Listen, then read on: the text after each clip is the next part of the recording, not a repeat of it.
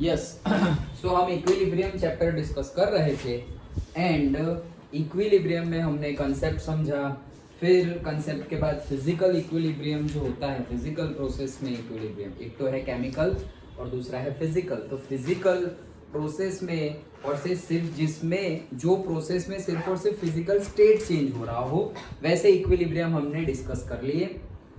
And then अब हम discuss कर रहे थे इक्विलिब्रियम, लेकिन किसमें? Involving dissolution. डिसोल्यूशन मतलब सॉल्यूशन बना रहे थे। किस चीज का सॉल्यूशन?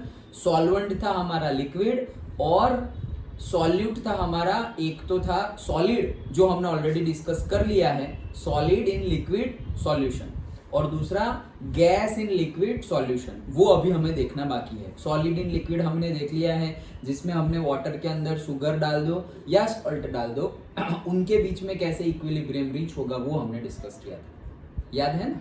ओके, अब वैसे ही जैसे वहां किया था वैसे डिट्टो सेम मेथड से गैसेस इन लिक्विड्स वाला हम इक्विलिब्रियम समझते हैं। देखो गैसेस इन लिक्विड्स, तो एक्चुअली गैसेस इन लिक्विड वाला जो हमारा इक्विलिब्रियम है बहुत ही इजी है, जैसे वो वाला था। हाँ, जैसे सॉलिड इन लिक्विड इक्विलिब्रियम हमने समझा कि सॉल्वेंट लिक्विड है और उसके अंदर हमने सॉलिड डाला, डिसॉल्व कर दिया, सैचुरेशन आ गया तब तक डिसॉल्व किया, और थोड़ा बहुत सैचुरेशन से ज्यादा भी हमने डाल दिया, तो वो जो ज्यादा डाल दिया वो नीचे रह गया, बैठ गया था। और उसके बीच में और जो ऑलरेडी सॉल्ड है, मतलब हमने डिस्कस किया था कि सॉल्ट जो ऑलरेडी डिसॉल्व हो गई है शुगर, वो डिसॉल्व्ड शुगर एंड अनडिसॉल्व्ड शुगर, उनके बीच में क्या हो रहा था? इक्विलिब्रियम सेटल हो रहा था। और फिर हमने डिस्कस भी किया था कि इक्विलिब्रियम रीच होने के बाद भी ये जो प्रोसेस है forward process and backward process वो कंटिन्यू रहेगी। और उसका एक एक्सपेरिमेंट भी हमने, मतलब एक्सपेरिमेंटल चेक भी देखा था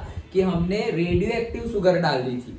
तो रेडियो एक्टिव शुगर डाली तो after the equilibrium has been reached, after that we have added the radioactive sugar, then also after some time we were able to see that radioactive characteristics was there in reactant also and in product also। मतलब कि जो हमारा नीचे sugar बैठ गया था उसमें भी वो रेडियोएक्टिव कैरेक्टरिस्टिक्स दिख रहा था, और जो सॉल्यूबल शुगर सॉल्यूशन जो बन गया था उसमें भी वो रेडियोएक्टिव कैरेक्टरिस्टिक्स दिख रहा था, वो हमने किया। अब वैसा ही सेम डिट्टो अभी हमें इक्विलिब्रियम समझना है गैसेस इन लिक्विड्स। तो बहुत ही इजी है, वही चीज क्या, हमने एक कंटेनर लिया, फिगर है या हम ड्रॉ कर, देखो क्या करेंगे हम क्या करेंगे कि से हमने ये इसका एग्जांपल तो तुम्हें पता ही है, बहुत ज्यादा यूज करते हैं, क्या गैसेस इन लिक्विड, उस दिन भी बताया था ना। अच्छा ड्रॉ किया है आज, क्या कोको कोला की बोतल, सोडा बोतल। ओके, तो सोडा बोतल जो है तो ये सोडा बोतल क्या है, हमारा लिक्विड है और उसके अंदर हमने गैस को डिसॉल्व कर दिया है। जनरली अभी हम कौन सा गैस यूज करते हैं? CO2। ओके, तो CO2 gas, high pressure CO2 gas अंदर हमने डाला, तो क्या ये से दूसरा कलर लाओ, ये है हमारा माउंटेन ड्यू। ओके ठीक है, अब उसके अंदर हमने डाल दिया क्या? CO2 डाल दिया तो वो अंदर डिसॉल्व होना स्टार्ट हो जाएगा। CO2 अंदर वो वाला नहीं है क्या इसमें? ये तो ब्रश है ना, हाँ ये रहा। ओके, CO2 माउंटेन ड्यू में हमने CO2 गैस, प्रेशराइज गैस डाल रहे हैं, तो वो क्या होगा? अंदर डिसॉल्व होना स्टार्ट हो गया। ये इतना जो ब्लैक कलर का दिख रहा है वो CO2 अंदर चला गया। ओके, अभी अंदर सैचुरेट हो गया, मतलब जितना डिसॉल्व हो सकता था CO2 ये लिक्विड में उतना हो गया, मतलब क्या? सैचुरेशन हो गया। फिर भी हम थोड़ा बहुत अंदर डाल रहे भाई, अंदर जगह ही नहीं है, कहाँ डालोगे? तो वहां पर अगर तुमने सैचुरेशन के बाद थोड़ी भी शुगर डाली तो वो क्या करेगी? नीचे बैठ गई थी।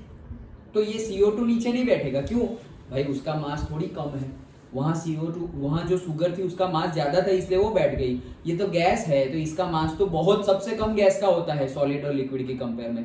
तो जो तुम एक्स्ट्रा CO2 डाल दोगे ना, वो ये कंटेनर में ही, देखना तुम कभी भी कोल्ड ड्रिंक की बोतल पूरी भरी हुई नहीं होती, उसके ऊपर थोड़ी जगह खाली होती है, दिखाई है ना? कोई भी बोतल हो हमारे। ओके, तो वो जो थोड़ी जगह खाली है उसमें भी ये CO2 आ गया है। Done, that's it. अब वही चीज क्या, ये इन लोगों के बीच में इक्विलिब्रियम चलता है। एक पॉइंट आएगा, मतलब पहले अगर तुम देखो तो क्या होगा कि इसमें जो डिजोल्व्ड CO2 है वो और ये जो CO2 है, जो अनडिजोल्व्ड CO2 है, उसके बीच में इक्विलिब्रियम रीच होगा तो धीरे धीरे धीरे उसका कॉन्सेंट्रेशन कंटिन्यूअसली चेंज होता जाएगा। ओके, कंटिन्यूअसली वो दोनों का कॉन्सेंट्रेशन चेंज होता जाएगा और एक टाइम आएगा जब दोनों का कॉन्सेंट्रेशन कांस्टेंट हो जाएगा। क्या हो जाएगा? कांस्टेंट हो जाएगा, मतलब उसके बाद चेंज होगा नहीं। जैसे ही ये कांस्टेंट कॉन्सेंट्रेशन हो गया मतलब हम समझ लेंगे क्या कि इक्विलिब्रियम हैज बीन रीच, खत्म, डन।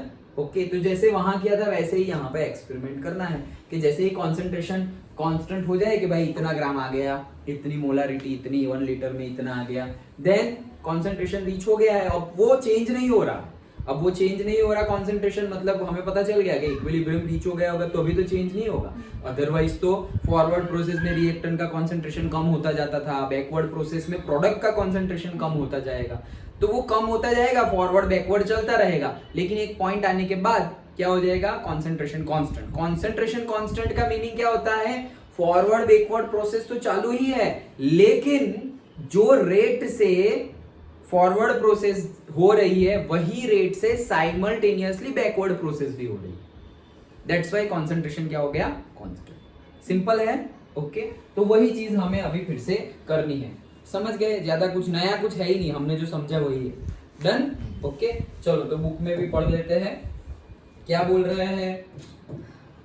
हाँ, say when a soda water bottle is opened, some of the carbon dioxide gas dissolved in it fizzes out rapidly. वो तो हमें पता ही है, तो हम जानबूझ के भी करते हैं। Okay, then the phenomenon arises due to the difference in the solubility of carbon dioxide at different pressure. ये इसलिए हो रहा है क्योंकि कार्बन डाइऑक्साइड डिफरेंट प्रेशर पर अंदर है, इसीलिए जो लिक्विड के अंदर चला गया उसका प्रेशर अलग है, जो लिक्विड के अंदर डिसॉल्व हो गया CO2 उसका प्रेशर अलग है। ओके, देखो पढ़ते हैं। There is a equilibrium between the molecules in the gaseous state, मतलब जो मॉलिक्यूल गैसियस स्टेट में है, ये वाला, ये गैसियस स्टेट में है CO2 के molecules, and the molecules dissolved in the liquid under the pressure. तो अंडर द प्रेशर ये क्या हो गया?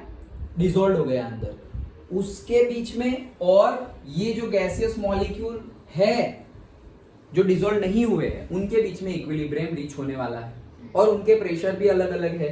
ये हाई प्रेशर डालेंगे तभी अंदर जाएगा। देखो तुमने ऐसे CO2 लाए और CO2 सिर्फ ऐसे बॉटल में डाल दिया, तो वो CO2 फिर डिसॉल्व नहीं होगा, वो तो यहीं पे भर जाएगा। तुम हाई प्रेशर से डालोगे तो अंदर डिसॉल्व होगा, अदरवाइज डिसॉल्व होगा नहीं। अगर सिंपली तुमने CO2 की पाइपलाइन ऐसे डाली, ऑन करो, ऑन कर दिया, तो वो गैस तो डायरेक्टली यहीं चला जाएगा, वो थोड़ी अंदर पानी में अंदर जबरदस्ती जाएगा। हाई प्रेशर CO2 होगा तो अंदर जाएगा, डिसॉल्व होगा, और फिर भी अगर तुम डालते जा रहे हो, डिसॉल्व की कैपेसिटी खत्म हो गई, तो अब वो ऊपर चला जाएगा। ऊपर तो जाएगा ही, हाई प्रेशर हो या लो प्रेशर, ऊपर तो भर ही जाएगा, लेकिन अगर लो प्रेशर है तो अंदर डिसॉल्व होगा नहीं। अंदर डिसॉल्व कब होगा? सिर्फ और सिर्फ हाई प्रेशर हो तब। सिंपल है। डन। तो इनके बीच में इक्विलिब्रियम रीच होने वाला है। सो देखो CO2 gaseous and CO2 in solution. देखो अब ये इन सॉल्यूशन मतलब ये क्या है? एक्वियस मीडियम है।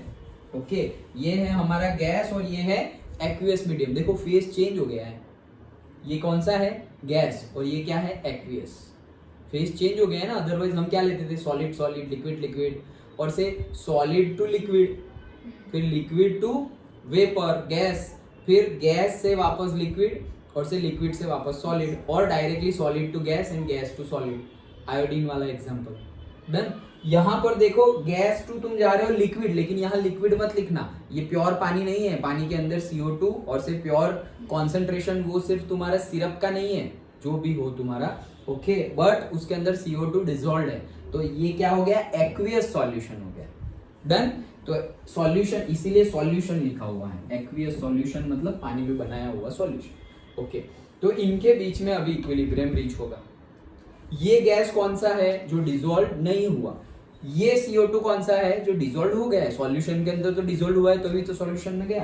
That's it. उनके बीच में अभी कॉन्सेंट्रेशन इनके चेंज हो गए। एक पॉइंट ऐसा आएगा जब दोनों के कॉन्सेंट्रेशन कांस्टेंट हो जाएंगे, मतलब हमें पता चल जाएगा कि इक्विलिब्रियम रीच हो गया है। This equilibrium is governed by the Henry's law. Actually ये हेनरीज लॉ हम 12th में फर्स्ट ही चैप्टर में पढ़ लेंगे केमिस्ट्री में। केमिस्ट्री का फर्स्ट चैप्टर ही है सॉल्यूशंस। उसमें हम देखने वाले हैं हेनरीज लॉ। तो वहां डिटेल्ड में है, यहाँ पर जितना भी डिटेल्ड में है उतना हम देखते हैं, अदरवाइज बहुत ज्यादा डिटेल्ड में न्यूमेरिकल के साथ हम 12th में देखेंगे। ओके, सो क्या बोल रहे हैं, ये जो इक्विलिब्रियम रीच हुआ वो कैसे पता चलेगा, हेनरीज लॉ से। क्या बोलता है Henry's law, which states that the mass of the gas dissolved in a given mass of a solvent. मतलब कोई पर्टिकुलर सॉल्वेंट तुमने ले लिया, 100 ग्राम ले लिया, उसमें कितने ग्राम गैस को डिसॉल्व किया है, कितने ग्राम गैस को डिसॉल्व किया है at any temperature is proportional to, मतलब ये जो मास है वो कितना डिसॉल्व किया है, is proportional to the pressure of the gas above the solvent. मतलब जो सॉल्वेंट हमने नीचे लिया था ना, उसके ऊपर कितना प्रेशर है उससे डायरेक्टली प्रोपोर्शनल है कि अंदर कितना गैस सॉल्युबल होगा। फिर से बता रहा हूं, क्या देखो सिंपल करते हैं, क्या ये जो अभी हमने ड्रॉ किया था, ओके फिर से ऐसे ही करो क्या, अभी थोड़ा फटाफट थोड़ा गंदा वाला बना देना। सर अच्छा कब बनाते हो हाँ, तो ये अंदर डिसॉल्व हो गया और ये यहाँ पर डन। क्या बोल रहा है हेनरीज लॉ, हेनरी नाम के साइंटिस्ट ने क्या बताया कि ये अंदर कितना डिसॉल्व होगा, कितना CO2 डिसॉल्व होगा, तो वो हेनरीज लॉ से पता चलेगा कि पर्टिकुलर सपोज 1 लीटर वाटर लिया मैंने और मैंने ले लिया से 10 ग्राम ऑफ CO2। ओके, तो 1 लीटर ऑफ वाटर में कितना ग्राम CO2 डिसॉल्व होगा। वाटर, अभी हमने कोल्ड ड्रिंक ले लिया, कौन सा कोल्ड ड्रिंक, वो किनली ले लिया। Okay, simple no flavour, okay होता है ना सिंपल फ्लेवर वाला soda, okay that is no flavour वाला, कोई फ्लेवर ही नहीं है उसमें। ओके, सो लिखा हुआ भी होता है उसके ऊपर salt and CO2 that's it, और कुछ नहीं, पानी, 3 ही चीजें होती है, salt CO2 and water that's it, और कुछ नहीं डालना होता है उसमें, वो भी वही प्राइस का मिलता है। सोचो पानी भी कैसे, चलो दूसरी बात पे चले जाएंगे हम। हाँ, तो क्या सपोज पानी है, उसमें 1 लीटर वाटर लिया और उसमें सपोज तुमने 10 ग्राम और 100 ग्राम CO2 लिया, हमें पता करना है कि इसके अंदर कितना डिसॉल्व होगा। ओके, तो जैसे देखो वहां पे हमने लास्ट क्लास में देखा था कि 10 एक ग्लास था वाटर का, उसमें हमने 10 स्पून ऑफ शुगर डिसॉल्व कर दी थी और फिर 11th वाली स्पून डाली तो वो डिसॉल्व नहीं हुई थी और वो नीचे बैठ गई। फिर मैंने बोला था कि ये तो सैचुरेशन हो गया इसलिए नीचे बैठ गई। फिर मैंने बोला फिर भी अगर मुझे डिसॉल्व करनी हो तो क्या करेंगे, तो तुम लोगों ने ही आंसर दिया था, एक या तो उसको गर्म करो तो ज्यादा डिसॉल्व होगी और दूसरा ज्यादा सॉल्वेंट डाल दे तो। ओके, अगर यहाँ पर हम सॉल्वेंट फिक्स रख दे, मतलब पानी की क्वांटिटी फिक्स कर दे, तो अब किसके ऊपर मैटर करेगी, टेम्परेचर के ऊपर। टेम्परेचर के ऊपर तो मैटर करेगी, लेकिन यहाँ पर हम गैस की बात कर रहे हैं तो टेम्परेचर से भी ज्यादा मैटर कौन करेगा, प्रेशर मैटर करेगा। सिंपल है। तो अगर जैसे वहां पे टेम्परेचर ज्यादा तो सॉल्युबिलिटी बढ़ गई थी, अगर तुम टेम्परेचर बढ़ाओगे तो ज्यादा शुगर सॉल्युबल होगी। वैसे ही अगर यहाँ पर तुम प्रेशर बढ़ाओगे तो ये कहाँ अटक रहा है, वैसे ही अगर तुम प्रेशर बढ़ाओगे तो ज्यादा गैस अंदर डिसॉल्व होगा। सिंपल। वो केस में अगर टेम्परेचर ज्यादा हुआ तो ज्यादा तुम्हारा सॉलिड सॉल्यूट सॉल्वेंट के अंदर डिसॉल्व होगा। वैसे ही यहाँ पर सैचुरेशन के बाद अगर तुमने प्रेशर बढ़ाया तो ज्यादा हमारा गैस सॉल्यूट लिक्विड के अंदर सॉल्वेंट के अंदर डिसॉल्व होगा। सिंपल है। ओके, तो इसीलिए हेनरी ने क्या बोला, हेनरी ने वही बोला कि वो जो पर्टिकुलर मास ऑफ सॉल्वेंट लिया हुआ है तुम्हें, उसमें कितना ग्राम गैस और से सॉल्यूट डिसॉल्व कर सकते हो, तो कितना gram, it directly proportional to the pressure, partial pressure. कौन सा प्रेशर, वो जो लिक्विड है उसके ऊपर यहां जितना प्रेशर होगा वो प्रेशर, अगर वो प्रेशर ज्यादा होगा तो ज्यादा डिसॉल्व होगा, वो प्रेशर कम होगा तो कम डिसॉल्व होगा। सिंपल है। ओके, समझ में आ गया हेनरी ने क्या बोला। मैं जैसे यहाँ पे वो CO2 की बोतल डाल रहा था ना, पाइप से डाल रहा हूँ CO2, सबसे पहले CO2 का हाई प्रेशर लेके आ गए तुम और low pressure whatever, low pressure लाए तो गैस पूरा यहाँ ऊपर के पार्ट में भर जाएगा और फिर अंदर जाएगा नहीं क्योंकि लो प्रेशर। अच्छा, हाई प्रेशर लाए गैस तो क्या होगा, तो भी पहले तो वो कहाँ जाएगा, जहां खाली जगह है, जहां पानी है वहां थोड़ी जाएगा गैस, यहाँ खाली जगह है तो वहां पे CO2 चला गया, जहां एयर है वो एयर को धक्का मार के CO2 वहां आ गया, तो यहाँ पे CO2 भर गया। लेकिन ये तो हाई प्रेशर है, हाई प्रेशर है इसलिए इसके अंदर भी डिसॉल्व हो जाएगा। सिंपल है। तो कितना डिजोल्व होगा, ये तुमने जो डाला है उसका प्रेशर कितना है, अगर 1 बार पे जितना डिजोल्व हो रहा है अगर तुम 10 बार कर दोगे तो ज्यादा डिजोल्व हो जाएगा, 20 बार कर दोगे तो उससे भी ज्यादा हो जाएगा। सिंपल, जैसे वहां टेम्परेचर मैटर करता था वैसे ही यहाँ पे गैस है, दैट्स व्हाई प्रेशर। सिंपल है। ओके, तो हेनरी ने वही बताया। अब फिर से सेंटेंस पढ़ देता हूं। So pressure of the gas above the solvent, वही बोल रहे हैं कि जो सॉल्वेंट के ऊपर गैस का प्रेशर है ये प्रेशर के ऊपर डिपेंड करता है। क्या डिपेंड करता है कि कितना मास ऑफ सॉल्यूट सॉल्वेंट के अंदर डिसॉल्व होगा। हेनरी ने क्या बोला, देखो क्वेश्चन और आंसर। हेनरी ने क्या बोला, मेरे पास से 100 लीटर सॉल्वेंट है। डन।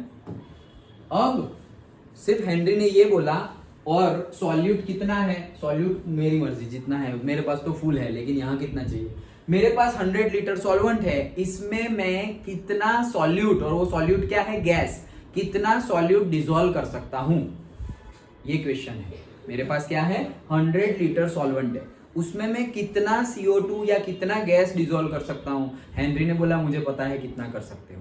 तो बोले कितना कर सकते हो, ये जो तुम सॉल्यूट डालने वाले हो, गैस डालने वाले हो, तो गैस का कोई प्रेशर तो होगा। जैसे तुम भाई CNG कार है तो CNG भरवाने जाते हो तो वहां कैसा हाई प्रेशर लो प्रेशर होता है। जहां हाई प्रेशर होगा तो तुम्हारा जो गैस बॉटल गैस सिलेंडर है कार में उसमें ज्यादा प्रेशर जाएगा, और अगर ज्यादा गैस जाएगा, और अगर लो प्रेशर होगा तो उसमें कम जाएगा। ओके, लो प्रेशर होगा तो उसमें क्या जाएगा, कम जाएगा, और हाई प्रेशर होगा तो ज्यादा जाएगा। तो जब वो भरवाने से पहले देखना पड़ता है, वैसे हम देखते नहीं है, जहां भी भीड़ कम हो वहां घुस जाते हैं, लेकिन वहां पर होता है प्रेशर गेज। वो प्रेशर गेज में अगर देखें तो हमें पता चलेगा कि भाई कितना प्रेशर, जितना प्रेशर ज्यादा उतना अंदर ज्यादा गैस जाएगा। तो वही कंसेप्ट यहाँ पर है, क्या कि भाई ये 100 लीटर सॉल्वेंट में कितना गैस जो सॉल्यूट है वो हम डिसॉल्व कर सकते हैं। तो वो बोले, क्या बोले कि तुम्हारा जो सॉल्यूट डाल रहे हो उसका प्रेशर कितना है, जैसे कि ये CO2 सॉल्यूट डाल रहा हूं, ओके, तो उसका प्रेशर कितना है, कहाँ, ये जो सॉल्वेंट यहाँ पड़ा हुआ है उसके ऊपर, यहाँ पर जो खाली जगह थी जहां पर तुम्हारा सॉल्यूट आया, वो सॉल्यूट का प्रेशर अबोव द सॉल्वेंट कितना है, उसके ऊपर मैटर करेगा कि तुम्हारा कितना सॉल्यूट सॉल्वेंट के अंदर डिसॉल्व करेगा। अगर ये प्रेशर ज्यादा हुआ तो ज्यादा डिसॉल्व करेगा, अगर ये प्रेशर कम हुआ तो कम डिसॉल्व होगा। सिंपल है, समझ में आ गया हेनरी ने क्या बोला। सिर्फ अभी हम सेंटेंस ही पढ़े हैं, लेकिन समझे भी क्या कि कितना सॉल्यूट गैस डिसॉल्व होगा लिक्विड सॉल्वेंट के अंदर। पक्का समझ गए। तो ये कितना डिसॉल्व होगा वो किसने दिया हमें, हेनरी ने दिया। तो हेनरी का सेंटेंस और स्टेटमेंट भी याद रखना, क्या, द मास ऑफ द, जितना तुमने, देखो पहले समझ लो फिर बुक वाला सेंटेंस भी रीड कर लेंगे। क्या बोला उन्होंने कि जित पर्टिकुलर मास ऑफ सॉल्वेंट लिया, ठीक है 100 लीटर और केजी ले लो, बस 100 kg सॉल्वेंट ले लिया। अभी इसमें कितना kg गैस डिसॉल्व कर सकते हैं, तो बोले इसमें इतना kg गैस डिसॉल्व कर सकते हैं जितना ये 100 kg लिक्विड है ना, उसके ऊपर जो भी हमारा सॉल्यूट होगा वो सॉल्यूट का प्रेशर कितना है उसके डायरेक्टली प्रोपोर्शनल। अगर प्रेशर ज्यादा है तो ज्यादा डिसॉल्व कर सकते हो, प्रेशर कम है तो कम डिसॉल्व कर सकते हो। दैट्स इट, वही बताया हूँ। सिंपल है। ओके, अब फिर से सेंटेंस पढ़ता हूं, ये सब रफ। ओके, तो देखो फिर से पढ़ता हूं कि ये रहा, the mass of a gas dissolved in a given mass of a solvent at a particular temperature. Okay, the mass of a solute in a particular say fixed mass of solvent at a fixed temperature.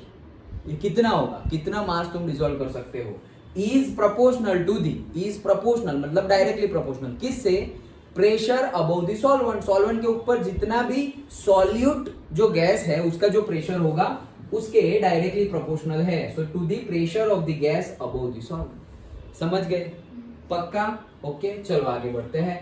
This amount decreases with the increase of temperature. देखो pressure बढ़ाओगे तो dissolution बढ़ेगा, लेकिन अगर temperature बढ़ाया तुमने, क्या बढ़ाया, temperature, this amount decreases with the increase of temperature, मतलब अंदर जो डिसोल्यूशन हो रहा है अगर तुम्हारा टेम्परेचर बढ़ा तो वो डिसोल्यूशन क्या हो जाएगा, कम हो जाएगा। तो कम टेम्परेचर हो तभी तुम्हें वो डिसोल्यूशन करना चाहिए। फिर से बोल रहा हूं, क्या, कि ये जो गैस है वो कितना डिजोल्व होगा, वो हेनरी से पता चल गया हमें कि पर्टिकुलर टेम्परेचर पे इतने सॉल्वेंट में इतना ग्राम डिजोल्व होगा। वो कैसे पता चलेगा? वो सॉल्वेंट के ऊपर जो भी मास है, मतलब जो भी सॉल्यूट है उसका प्रेशर कितना है, वो प्रेशर अगर ज्यादा होगा तो ज्यादा डिजोल्व होगा, अगर कम होगा तो कम डिजोल्व होगा। लेकिन अगर मैंने फिक्स टेम्परेचर रखा था, लेकिन अगर टेम्परेचर को वेरी करूं, अगर टेम्परेचर बढ़ा दूं तो ये जो डिसोल्यूशन है वो कम हो जाएगा। भले ही तुम्हारा प्रेशर सेम रहे, भले ही तुम्हारा प्रेशर सेम रहे, लेकिन डिसोल्यूशन कम हो जाएगा विथ रिस्पेक्ट टू टेम्परेचर। समझ में आया? पक्का? तो ये सेम कंसेप्ट वहां वापस सीएनजी कार पे भी यूज होता है। क्या कि अगर गैस तुम्हारा पता है कि यहाँ पे फिक्स्ड से 200 पास्कल्स और 200 बार ले लो, कि 200 बार जितना प्रेशर यहाँ पे अभी कितना है 1 बार, वो कितना 200 बार, तो 200 बार जितना प्रेशर वो है उसका। तो ज्यादा प्रेशर है तो अभी मैंने बताया ना कि ज्यादा प्रेशर है तो अंदर ज्यादा घुस जाएगा सिलेंडर में। तो ज्यादा प्रेशर है तो अंदर ज्यादा, क्यों? क्योंकि सिलेंडर में है क्या, अभी तुम्हारी गैस खत्म हो गई तो अंदर क्या होगा? एयर ही तो होगी। ओके, तुम्हारा गैस खत्म हो गया, अभी सपोज पेट्रोल पे गाड़ी चल रही है, गैस है ही नहीं सिलेंडर में, तो अंदर होगा क्या? कुछ नहीं, वैक्यूम थोड़ी होगा, एयर तो होगी ही। अब ये एयर को धक्का मार के गैस को अंदर जाना है, तो 200 बार प्रेशर है उससे वो अंदर जा रहा है। ओके, तो समझ गए सर, प्रेशर ज्यादा होगा। कोई दूसरा गैस स्टेशन है, वहां पर प्रेशर है 150 बार और दूसरे एक गैस स्टेशन पे 200 बार, तो हमें कहाँ जाना है? जहां पे 200 बार हो वहां जाना है। तो देखो, पैसे तो सेम ही देने हैं। अगर तुम 150 बार वाले गैस स्टेशन पे गए तो वहां पे कम गैस जाएगा, कम गैस जाएगा तो जितना गैस तुम्हारे सिलेंडर में गया उतने पैसे देने हैं। वहां पे ज्यादा जाएगा तो ज्यादा पैसे देने हैं। तो सर फर्क क्या पड़ा? पैसे तो जितना कंजम्पशन किया उतने ही ना, जितना उनके पास से लिया, हाई प्रेशर से लिया तो ज्यादा जाएगा तो ज्यादा पैसे देने पड़ेंगे, अगर लो प्रेशर से लिया तो कम गया तो कम पैसे देने पड़ेंगे। तो सर पैसे तो हमारे लॉस तो हो ही नहीं रहा है, तो कहीं पर भी चले जाओ क्या फर्क पड़ता है? नहीं, उसकी जो कैपेसिटी है सिलेंडर की, वो सिलेंडर की कैपेसिटी सपोज होगी 10 kg, तो उसमें 10 kg गैस जा सकता है, लेकिन उसका प्रेशर कम होने की वजह से उसमें जाएगा सिर्फ से 8 kg, 10 kg तक जाएगा नहीं, वो 10 kg हाई प्रेशर पे आएगा। तो तुम्हारा गैस वापस थोड़ा तुमने ऐसे घूमे थोड़ा 1 वीक जैसा, फिर से तुम्हें भराना पड़ेगा, फिल करवाना पड़ेगा। समझ में आ गया? अब वापस यही सेंटेंस पे वही केस में दूसरा सेंटेंस, ये केस स्टडी में पूछ लेते हैं, ऐसे तुम्हें आंसर देना है क्या। अब दूसरा पॉइंट क्या कि सुबह तुम गैस फिल करवाने गए अर्ली मॉर्निंग 7 o'clock और से दोपहर को गए 2 o'clock, तो कब सही होगा? टेम्परेचर इंक्रीज होता है तो डिसोल्यूशन क्या होता है? डिक्रीज हो जाता है। तो दोपहर को गए ना तो नहीं अच्छा है, तो इसलिए तुम्हें कब जाना है? इवनिंग में या अर्ली मॉर्निंग। ओके, मतलब जब टेम्परेचर कम हो तब जाना है। तो कम टेम्परेचर होगा, टेम्परेचर कम है तो वो जो गैस है उसकी डेंसिटी क्या होगी? ज्यादा होगी, ज्यादा होगी तो ज्यादा जाएगा। और अगर हायर दोपहर को चले गए तो डेंसिटी उसकी कम होगी, ज्यादा टेम्परेचर तो डेंसिटी कम हो जाएगी, डेंसिटी कम हो जाएगी तो जितना भी तुम अंदर भेजना चाहो वो तो बाहर निकलना ही चाहिए। ओके, तो ये सब केस स्टडी जैसे हमने सॉल्व किया है, अदरवाइज तुम्हें याद तो रह गया ना, प्रेशर बढ़ाएंगे तो डिसोल्यूशन बढ़ेगा। What about temperature? टेम्परेचर बढ़ाओगे तो डिसोल्यूशन कम हो जाएगा। ओके, चलो। The soda water bottle is sealed under the pressure of gas when its solubility in water is high. Okay. As soon as the bottle is opened, some of the dissolved carbon dioxide gas escape to reach a new equilibrium condition required for the lower pressure. अब जैसे ही हमने open किया, पहले तो अंदर ही है, देखो एक बॉटल है, सोडा बॉटल। ओके, ऐसे बहुत हिलाया तुमने तो तुम्हें दिखेगा वो CO2 आ रहा है, लेकिन अभी बंद है, तुमने ओपन किया ही नहीं, सील पैक्ड है, कंपनी का सील पैक। अच्छा, तुमने बहुत हिलाया और फिर रख दिया तो सारा CO2 से आ रहा है, लेकिन सील पैक है, वो बाहर तो निकलने वाला नहीं। तो होगा क्या? उनके बीच में वापस इक्विलिब्रियम स्टार्ट हो गया, तो वो जो डिसॉल्व्ड था वो बाहर निकल गया, अब वापस जो बाहर निकल गया उसमें से अंदर जाएगा, वो डिसॉल्व होने जाएगा, वो इक्विलिब्रियम रीच हो रहा है। लेकिन if you have opened it once, एक बार भी ओपन किया, भले ही तुम कितना भी टाइट पैक करो, वो कंपनी जितना तो टाइट हम नहीं, क्योंकि वो मशीन से होता है, हाथ से नहीं होता, और हम तो हाथ से कर रहे हैं। ओके, सो एकदम सील टाइट कर दिया। ओके, और अगर हमने एक बार ओपन किया, एक सिप लगाया, फिर से बंद कर दिया, लेकिन अब वो इक्विलिब्रियम पे रहेगा नहीं, उसके कॉन्सेंट्रेशन जो है वो चेंज हो गया है, क्योंकि तुमने थोड़ा एक सिप भी ले लिया है, मतलब सॉल्यूशन भी कम हो गया। एट द सेम टाइम अंदर जो हाई प्रेशर गैस था वो तुमने ओपन किया तो वो तो बाहर निकल गया। अभी अंदर CO2 है लेकिन हाई प्रेशर नहीं है, लो प्रेशर है। सिंपल, तो वही चीज बता रहे हैं। चलो आगे, new equilibrium condition. Okay, namely it's partial pressure in the atmosphere, मतलब एटमॉस्फेयर में उसका पार्शियल प्रेशर कितना होगा उसके ऊपर डिपेंड करता है। That we will cover in detail while it is coming in class 12 chapter 1 solutions. This is how the soda water bottle when left open to the air for some time turns flat. Soda water बोतल को open रख देंगे तो flat, क्यों? क्योंकि अब equilibrium किसके बीच में होगा?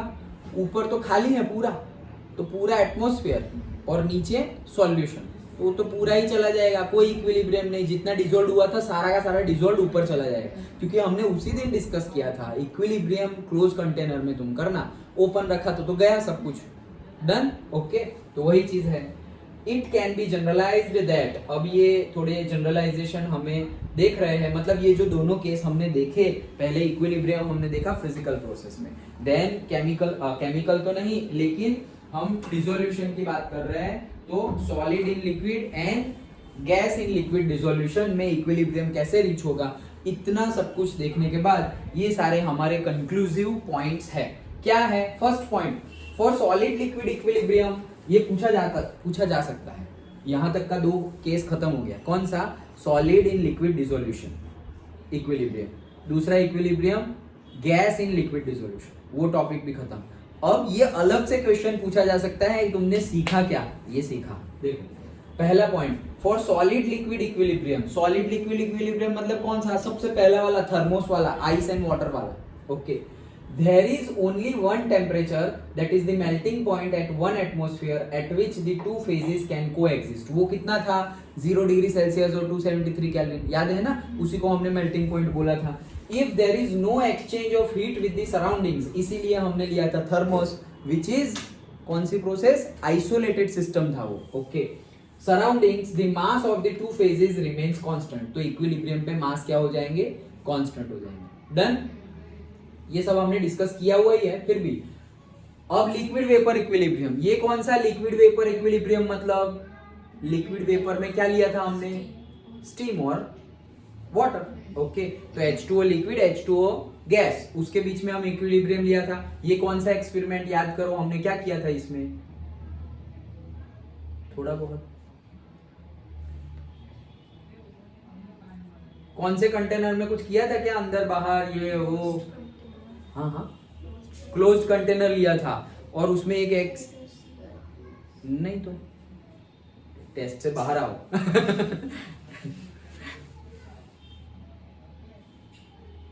कुछ तो लिया था, है ना? ऐसा किस चीज के लिए लिया था? वो क्यों लिया था? वो दूसरा कुछ मटेरियल, हाँ करेक्ट, मॉइस्चर को एब्जॉर्ब करने, वेरी गुड। नहीं, वो नहीं लिया था हमने वो लिया था P2O5, phosphorus pentoxide. Okay, phosphorus pentoxide और से कैल्शियम क्लोराइड। ओके, वो हमने लिया था, फॉस्फोरस पेंटॉक्साइड और एनहाइड्रस कैल्शियम क्लोराइड। वो किस लिए लिया था? वो इसलिए लिया था कि अंदर जो भी मॉइस्चर है वो सारा का सारा मॉइस्चर एब्जॉर्ब कर ले। उसमें पता कैसे चलता था कि इक्विलिब्रियम रीच हो गया है?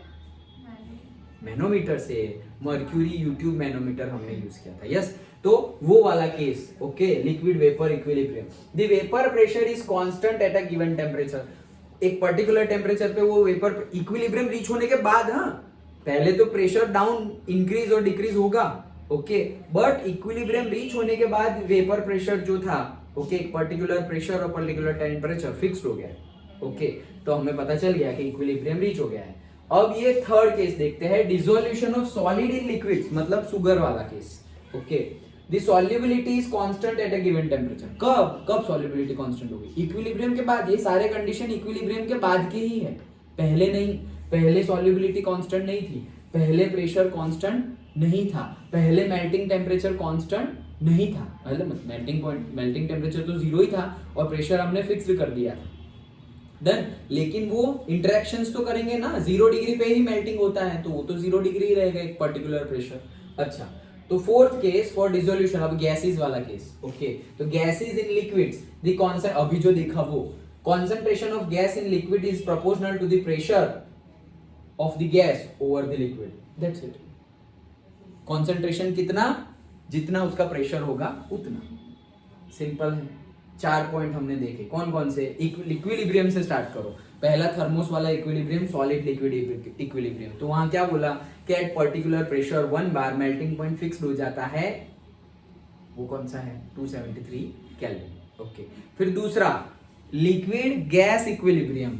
ओके, तो लिक्विड गैस इक्विलिब्रियम में भी हमने देखा क्या कि जो प्रेशर है, pressure at a particular temperature, the pressure by the gas over the से लिक्विड इज कांस्टेंट। वो जो हमारा मर्क्यूरी यूट्यूब मैनोमीटर था वो 2 केस हो गए। और 2 पॉइंट किसके हैं? 2 पॉइंट अभी जो हमने देखे उसके। पहला सॉलिड इन लिक्विड डिसोल्यूशन, तो उसमें हमने क्या देखा कि इक्विलिब्रियम रीच होने के बाद ये जो सॉलिड है, dissolved solid, dissolved sugar solid में, क्या बोल रहा हूं मैं, डिसॉल्व्ड शुगर जो एक्वियस मीडियम में है वो, और अनडिसॉल्व्ड शुगर जो सॉलिड है वो, उनके बीच में उनका कॉन्सेंट्रेशन क्या हो गया? कांस्टेंट हो गया। 3rd पॉइंट में वो देखा। और 4th पॉइंट अभी जो हमने किया वो क्या कि कॉन्सेंट्रेशन उनका कांस्टेंट हो गया। तो कॉन्सेंट्रेशन कांस्टेंट कब हो गया? इक्विलिब्रियम रीच होने के बाद। तो कौन सा कॉन्सेंट्रेशन कांस्टेंट हो गया? यहां पर कौन सा इक्विलिब्रियम है?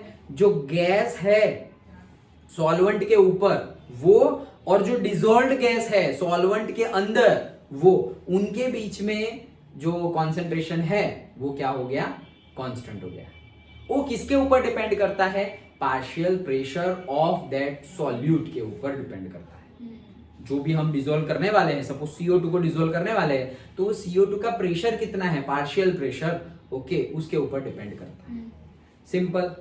चारों पॉइंट समझ में आ गए।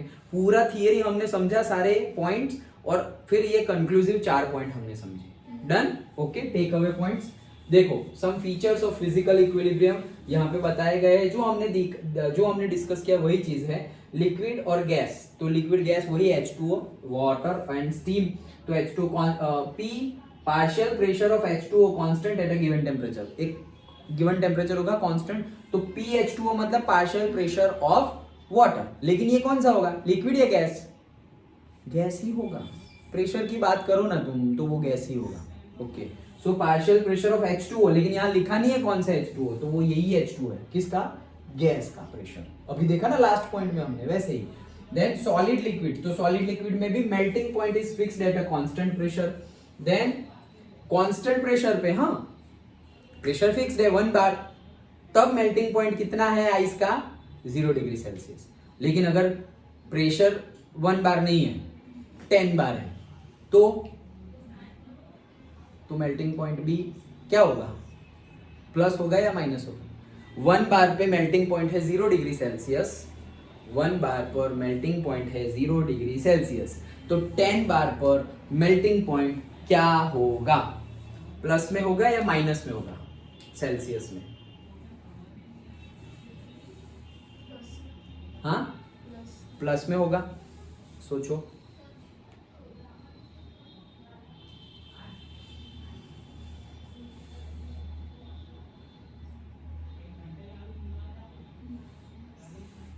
प्लस में होगा। क्यों प्लस में होगा? वही बॉइलिंग टेम्परेचर वाला याद करो, हमने जो डिस्कस किया था वो। 1 बार पे अभी वाटर को बॉईल करे तो 100 डिग्री सेल्सियस पे बॉईल होता है, और फिर हमने वही माउंट एवरेस्ट पे बॉईल करे तो वो से 80 डिग्री पे बॉईल हो जाता है। मतलब हुआ क्या? माउंट एवरेस्ट पे प्रेशर कम हो गया, इसीलिए टेम्परेचर कम हो गया उसका, बॉइलिंग टेम्परेचर। तो प्रेशर कम हो गया तो बॉइलिंग टेम्परेचर कम हो गया। तो वैसे ही यहाँ पर प्रेशर बढ़ा, मैंने 1 बार से 10 बार कर दिया, प्रेशर बढ़ा तो बॉइलिंग पॉइंट भी बढ़ गया और मेल्टिंग पॉइंट भी बढ़ गया। तो मेल्टिंग पॉइंट 0 से कहां चला गया?